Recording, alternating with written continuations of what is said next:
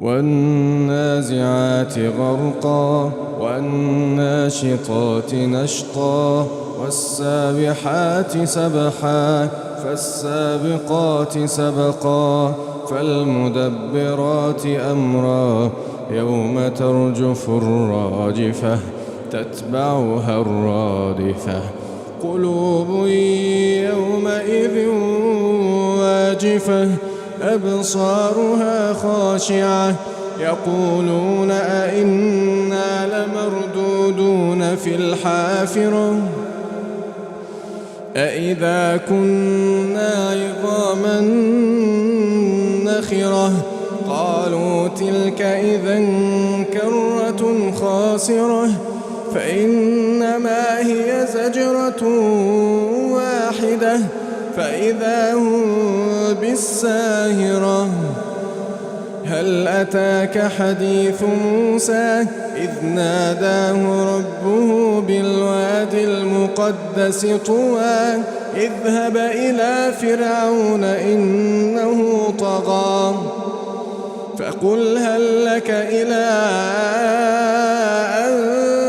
تزكى وأهديك إلى ربك فتخشى فأراه الآية الكبرى فكذب وعصى ثم أدبر يسعى فحشر فنادى فقال أنا ربكم الأعلى فأخذه الله نكال الآخرة والأولى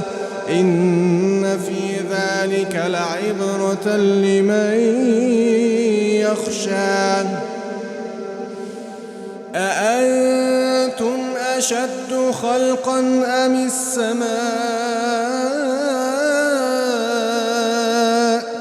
بناها رفع سمكها فسواها وأغطش ليلها وأخرج ضحاها والأرض بعد ذلك دحاها أخرج منها ماءها ومرعاها والجبال أرساها متاعا لكم ولأنعامكم فإذا جاءت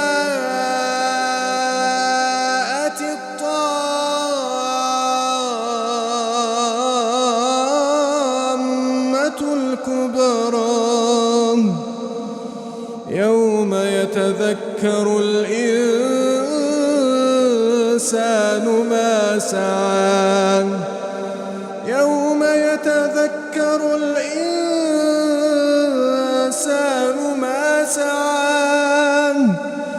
يوم يتذكر الإنسان ما سعى وبرزت الجحيم لمن يرى فأما من طغى وآثر الحياة الدنيا فإن الجحيم هي المأوى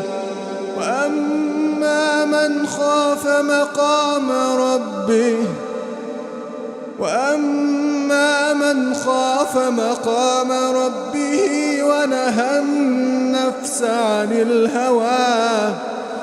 فإن الجنة هي المأوى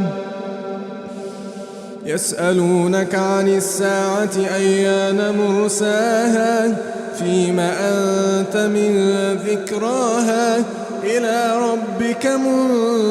منتهاها إنما أنت منذر من يخشاها كأنهم يوم يرونها لم يلبثوا